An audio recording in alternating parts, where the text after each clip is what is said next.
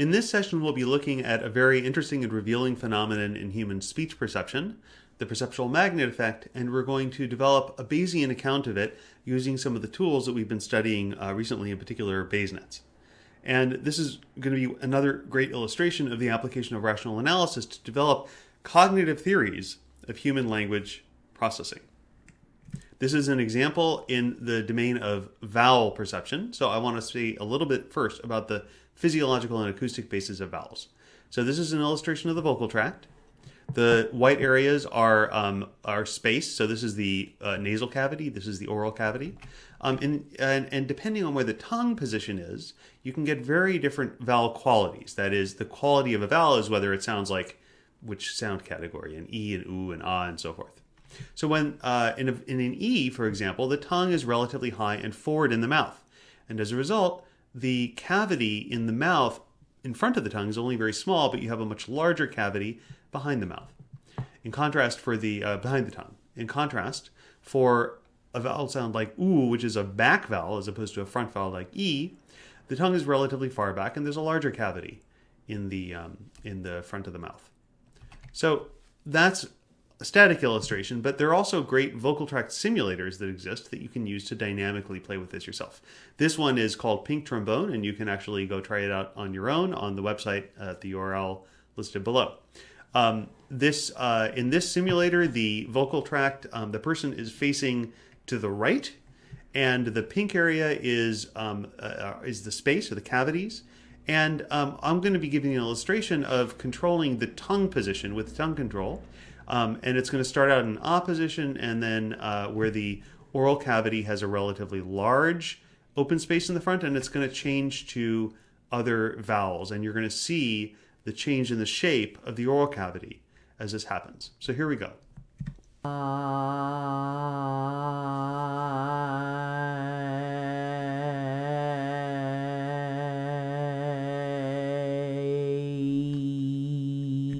As you see with E, once again, you have this very small space in the front of the mouth, in front of the tongue, and then a larger space that's being created in the back. So that's the vocal tract simulator. In fact, making vowels and changing different and distinguishing between vowels is so much about this partition of the oral cavity into multiple parts that you can even do good vowel approximations by putting together different types of tubing. So this is an example, a wonderful example due to Mark Huckvale, and you can visit this and look at this in greater detail on the website below, of how you can use, for example, different kinds of tubing. So this is like a PVC pipe and then some foam which has a smaller open radius. And you can take these different things, put them together, and for example, you can create an ah resonator. And this reflects the fact that there's an ah, once again, as you saw earlier, there's a very large open space in the front of the mouth and a relatively small closed space above the larynx and before the tongue.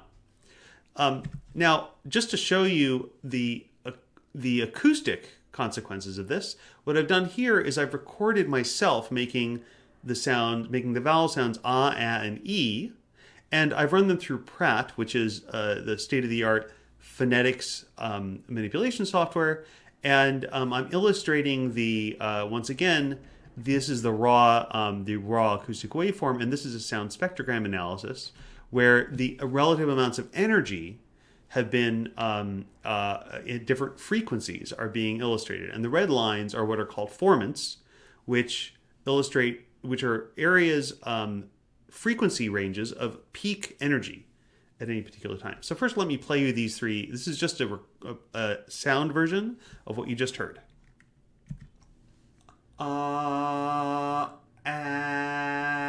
E. Great. Now, you see these red lines, and the bottom two red lines in each of the three vowels are what are called the first and second formants. And as you go higher and higher frequencies, you get into higher numbered formants. There are 4 formants that are visible for me in each of these three vowels.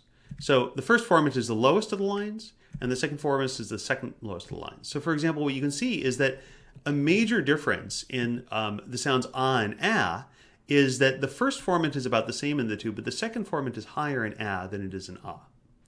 And a difference between e and both of them is that the first formant is lower and that the second formant is even higher.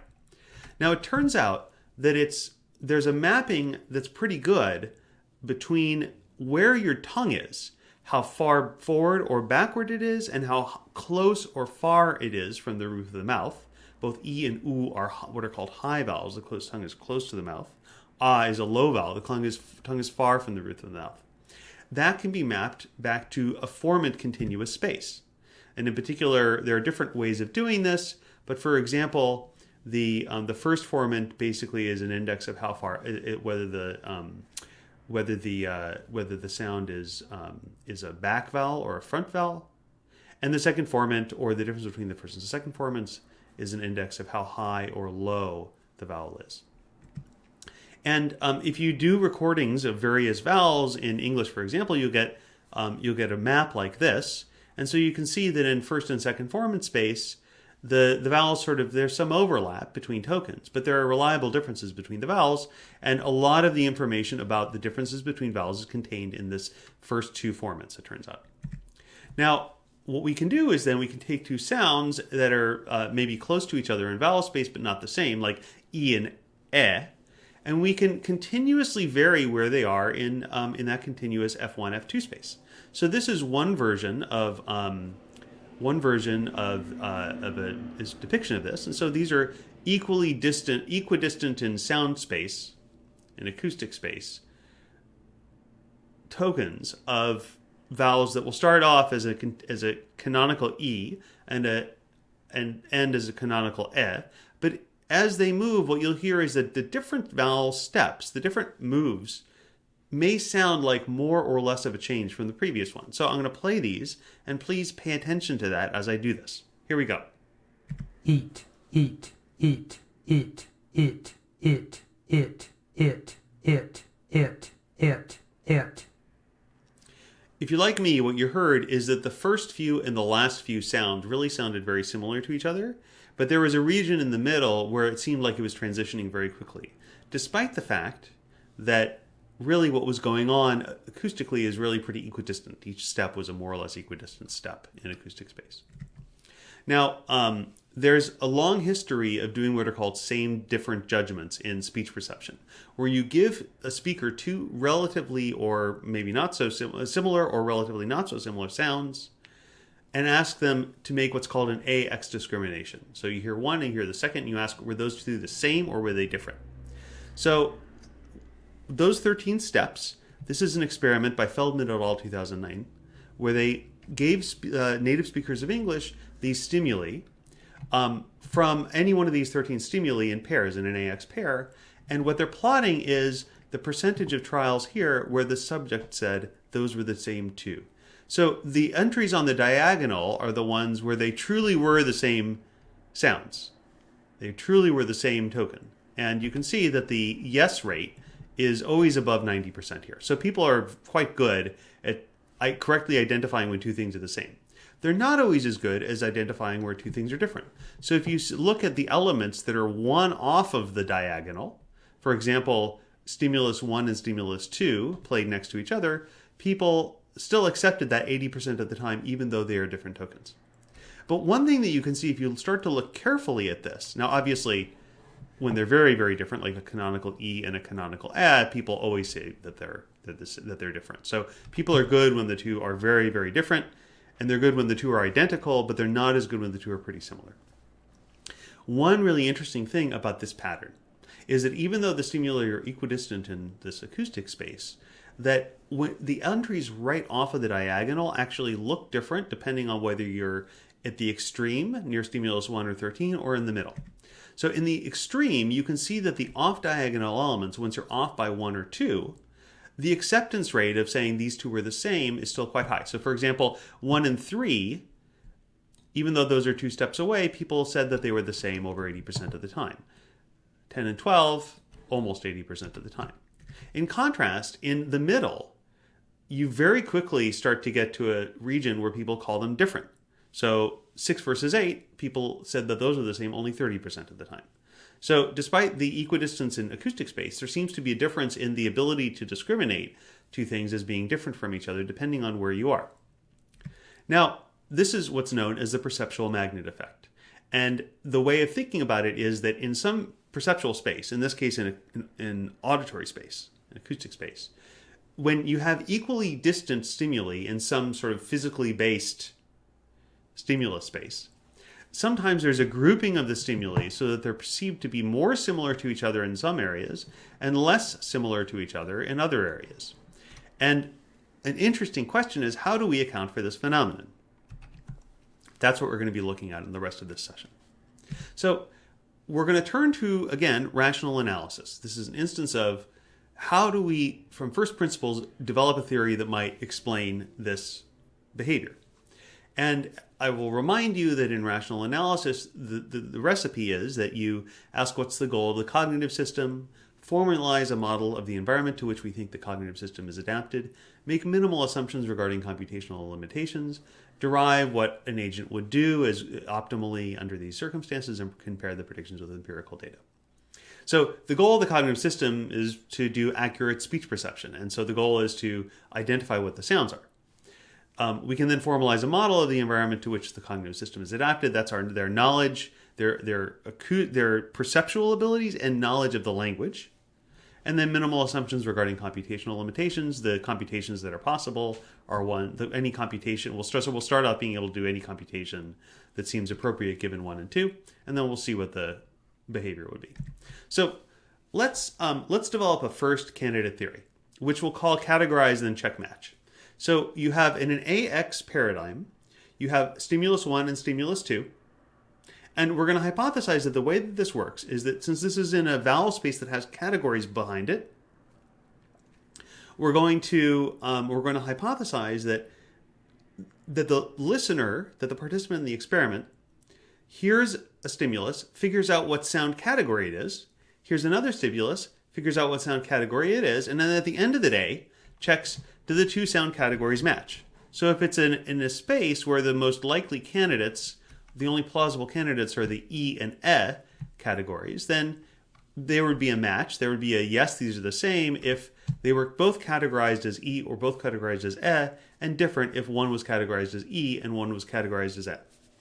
Okay, this will do something potentially that we want, which is that when there are sounds that are near the sound category boundary, they might be easier to perceive as different than when they're far from the category boundary.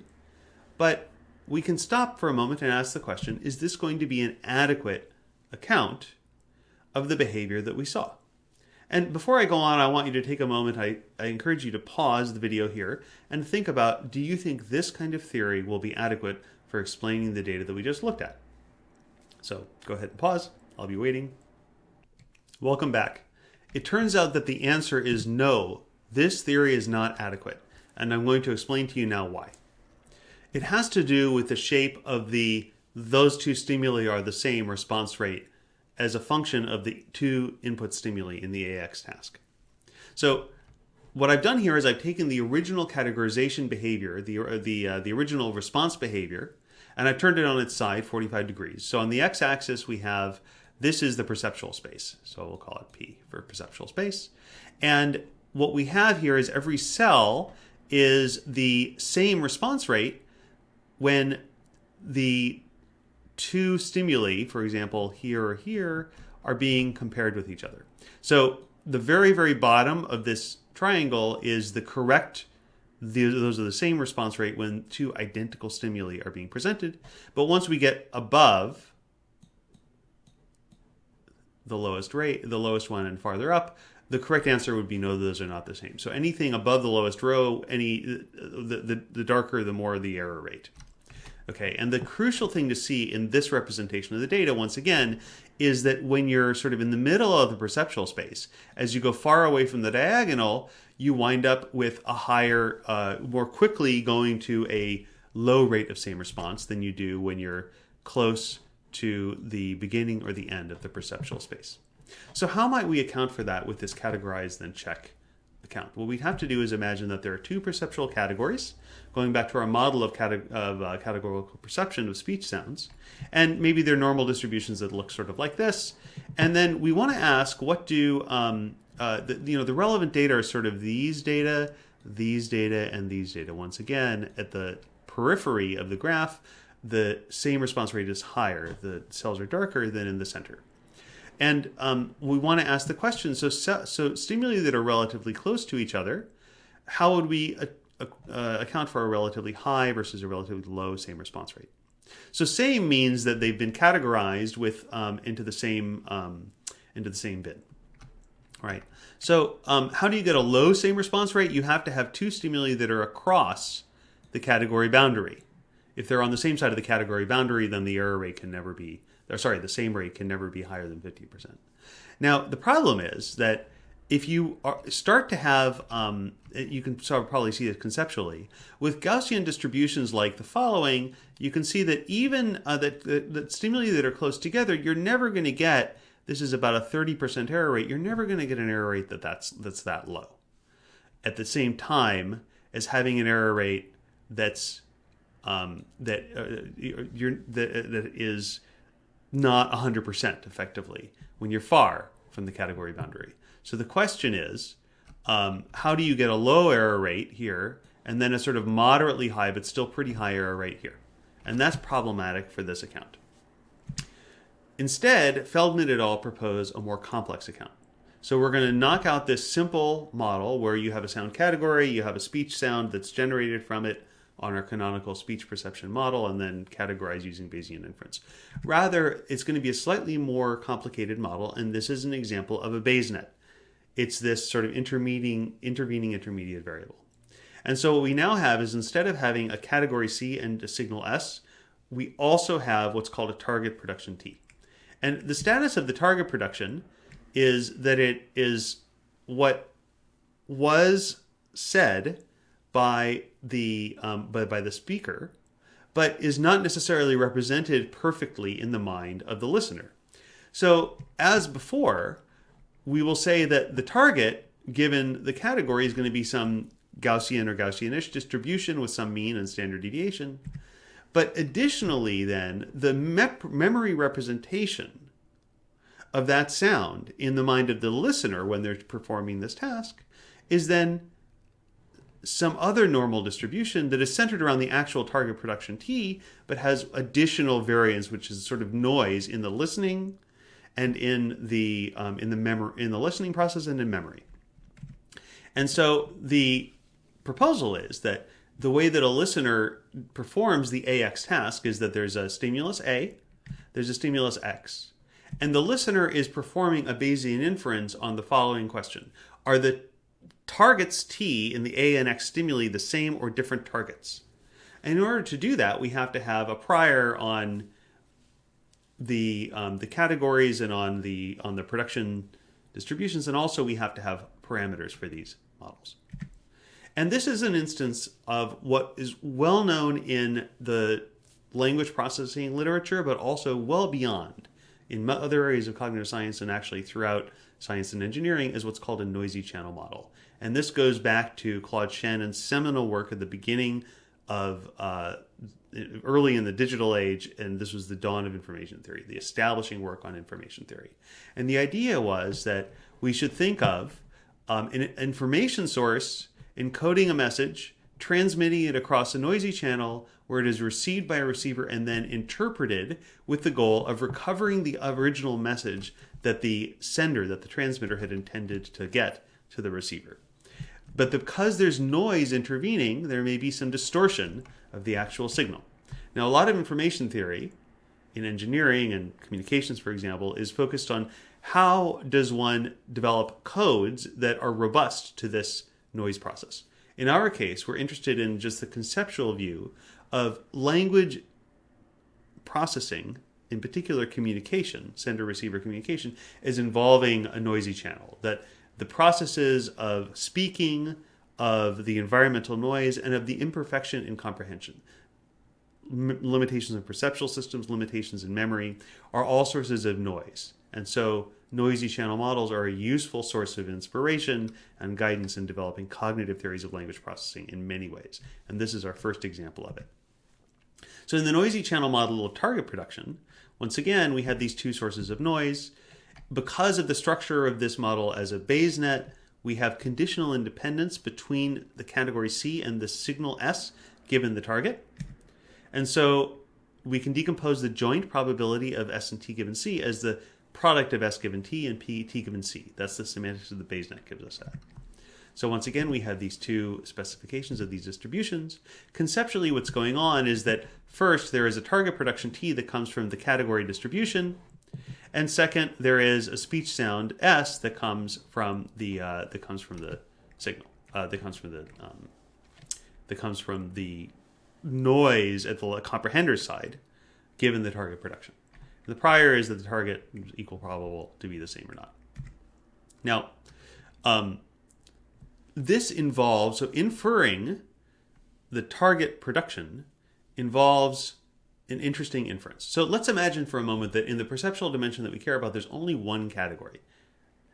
So we have a prior on the speech sounds that would be generated, and a likelihood, which is the sort of the likelihood distribution on T given S. So that's the likelihood of S with respect to T. We're varying T, and as we vary T in the blue line, we're getting different values of the likelihood given that we've observed S.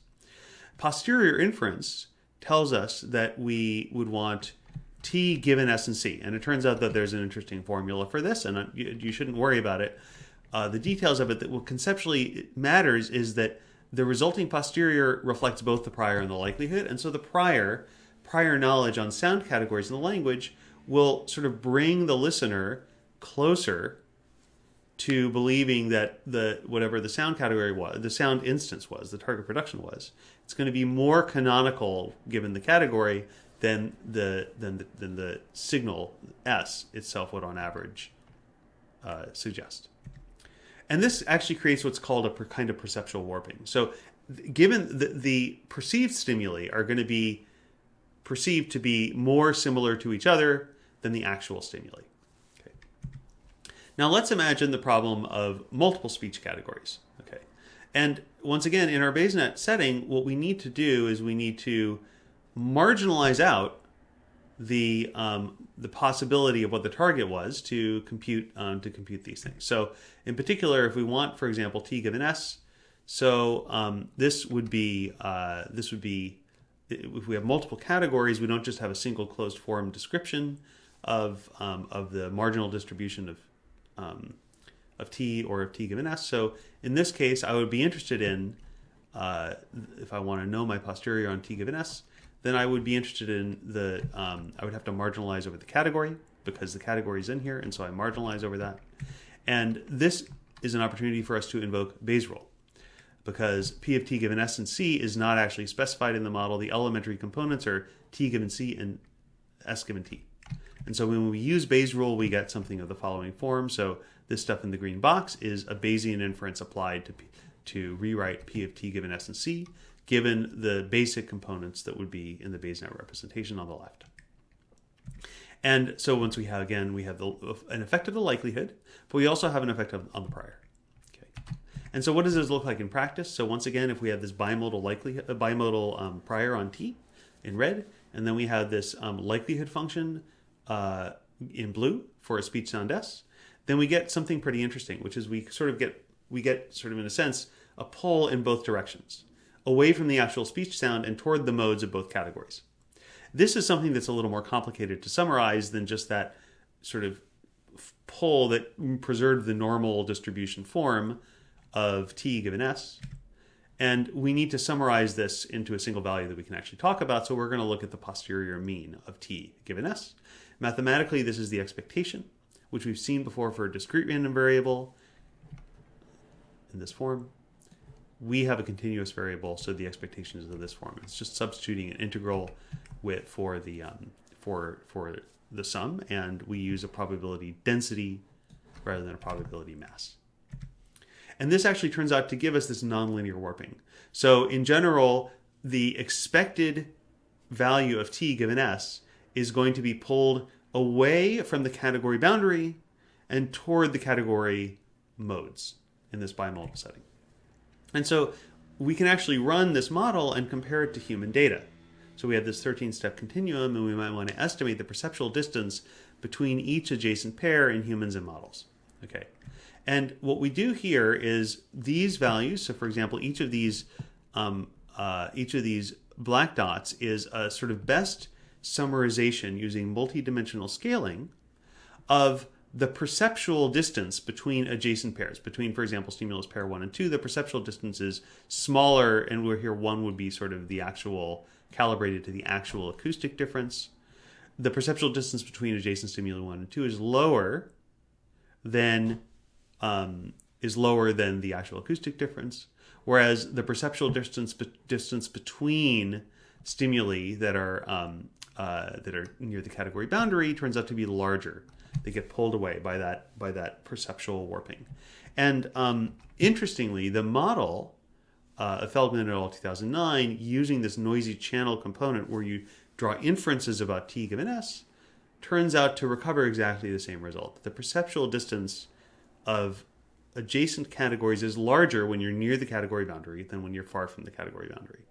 Okay, and so actually from first principles, we did rational analysis. One round, we started with this categorize then match account. That turned out not to match the data. That wouldn't give us the right error rates, and so we rejected that and went to a slightly more complex but still very principled model using a principle of noisy channel inference, where we have this intermediate target production that's hypothesized. And then it turns out that model, once we introduce that, we can sort of automatically derive the qualitative and pretty much quantitative shape of human behavior in this AX categorization task. And this nonlinearity that you see is an illustration and therefore a theoretical account of the perceptual magnet effect. So to summarize, we have this result, which is that our subjective experience of phonetic similarity is warped relative to acoustic space by the presence of phonetic categories. This non-uniform prior on what sounds would be like changes our perception. We also found that a simple directed graphical model, a Bayesian, offered us a good noisy channel account of this perceptual magnet effect. And this was another example of the successful application of rational analysis to human language understanding. Thanks very much, and looking forward to discussion in the synchronous session.